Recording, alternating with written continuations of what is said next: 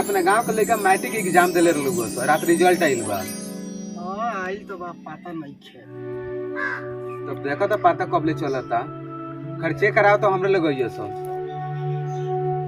का हाल बा अभिषेक? ठीक बा भाई। चल रात रिजल्ट आइल फेल के पास। जा अभी तो हम चेक नहीं करैले रे। बाक साला अभी चेक नहीं करैले ना चो साइकिल से चो अयो चल जाओ घर है। का भाई रे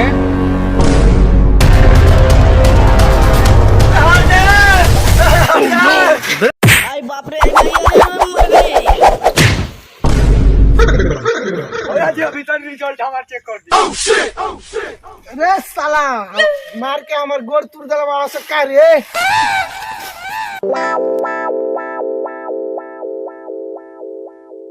आई ई साला निरिया गल वाला से का रे। आधार बाड़ो तारा नइखर को तो चिल्लाता बते तारा ना हटेला। ए हई सब छोड़ा तू रिजल्ट चेक कर। अच्छा चेक करके बताओ रोल नंबर रोल कोड सही बा न भाई? हां भैया ठीक बा।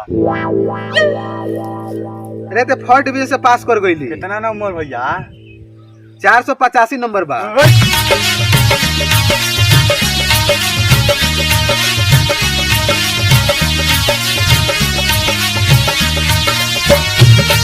आधार अपने दिखा।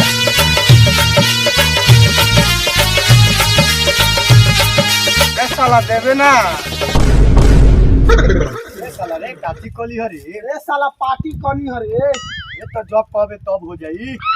जो भाई जो।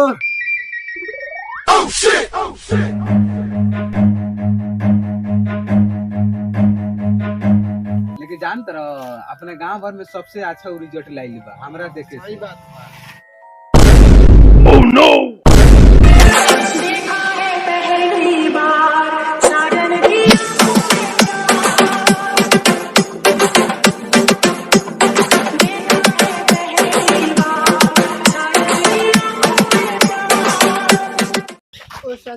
पार्टी जे कराइल बा पार्टी कराई दी। चलिए भैया बैठो बन चेक करा के। भैया तने चेक कर फेल बन के पास बन। लाओ एडमिट कार्ड दो। रोल नंबर रोल कोड सही बा नु? जी भैया। रे तू तो फर्स्ट डिवीजन से पास हो गइलू। ओ सकी तू तो पास हो गइल चलो तू पार्टी करावे। चलो ना छीन करावत।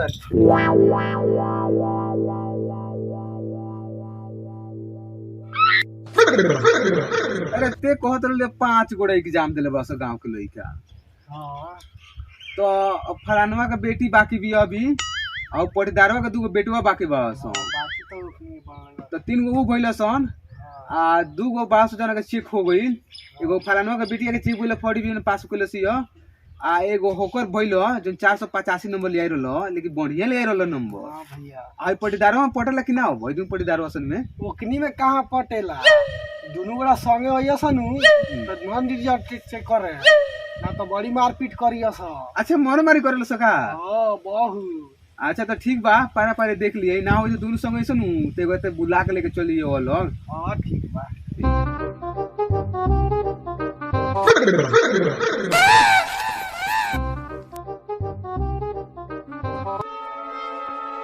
देखी ना भैया जो पटजारवा का लड़का आवता कितना तेज में रिजल्ट चेक करावे।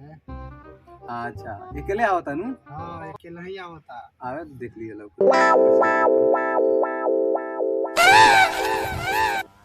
भैया जी चेक करन तनी फर्स्ट बानी की फेल बानी। दहन एडमिट कार्ड।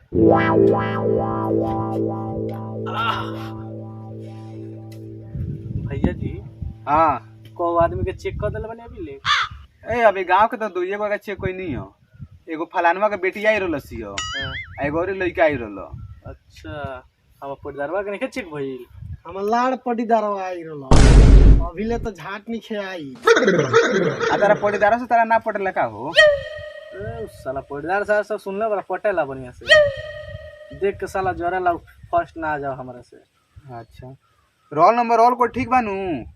सब तो ठीक है बा नंबरवा हमरा चेक नहीं कर हमरा चेक कर याद नहीं कर लिखल बा 95,998 ना घबरा गल लगा तो फिर से अच्छा ठीक है, हम चेक करके बता देते नहीं। चेक करो भाई नियम से फर्स्ट आ जाए तो मजे सरो के मजे चिकाम पड़ रहू के अपना अच्छा तो ऐसा नागिन डांस करे नागिन डांस फर्स्ट आ जाए करा ना जल्दी जल्दी मरते अरे भाई नेट स्लो चलता। नेट स्लो चलता भैया तो हमारी जगह से चेक कर दे। अरे सर ये है बक्का चले तारा दिखाई नहीं के देत आगे हमार चेक होता ओकरा बादे कोनो चेक होई सुन ली झाट चिल्लाल बा चुपचाप देखो सन। ए भाई तू फेल हो गइल बारे।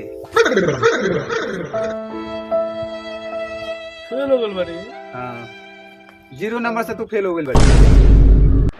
साले खाली लड़की बाजी कर रहा रोज के ने पहले पढ़ हमारा तो चेक कर दबा। अच्छा चेक करके बताओ तैन, रुक जा। दादवा मार के गार फाड़ दी साला 0 नंबर से फेल भइल बानी अब का होई हो जानता भगवान जानता साला गामो चेक कर करो देख ली फेल भइल बा कि पास ला तू फेल हो गइल लाट पड़त रहलो तू तो एकरा कहत रहलो तोरो 0 नंबर से फेल हो गइल ला। ओ जियो खुद का वाला भाई जियो हम पढ़ दरो साले फेल हो गइल जियो पास हो गया फेल हो गया ए तू तो फेले बाड़ी तो काया तन नाचे तरी से। अरे हौसला तनी नाचत नहीं जस मनावत नहीं इससे हम दादा कलर ला हूं अगर पढ़दरवा तोर पास हो गई तो तोरा गार में बास पेल दे आई साले फेल हो गल बारो तो हमरा गार में बास ना पेले एकरा गार में पास पेलाई ओइ साले ओइ से मार तर आपे फेल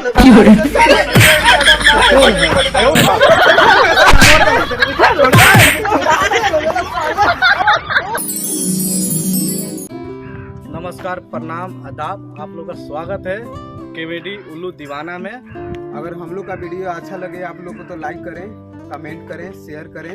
अगर आप लोग का कोई प्रकार का दिक्कत लगे वीडियो में तो आप कमेंट करके बता सकते हैं कि हम लोग का वीडियो कैसा लग रहा है। Thank you. लाइक करो कमेंट करो।